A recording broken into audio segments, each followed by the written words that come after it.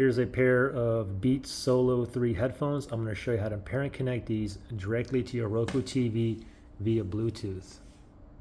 So first thing is, let's go to the settings on the Roku TV. You can just click on your home button, and then on the left pane here, we want to go down to settings, right there. OK on the remotes.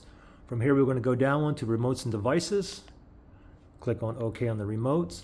Now from here, we're going to go down to wireless headphones. Now, if your Roku TV doesn't have wireless headphones, then you don't have built-in Bluetooth on your Roku TV. However, a very easy workaround is just go ahead and connect your Bluetooth headphones directly to your Roku app on your phone. If I make a video on that, I'll put the link below. Anyway, for this video, hopefully you have wireless headphones. So we're going to go down to wireless headphones right there.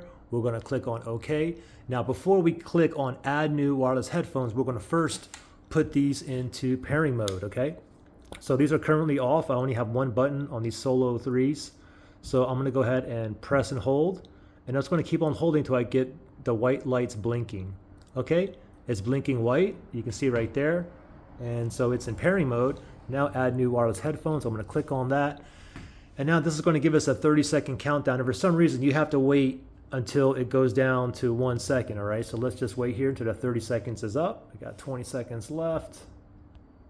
3, 2, 1, and there it is, Beats Solo 3.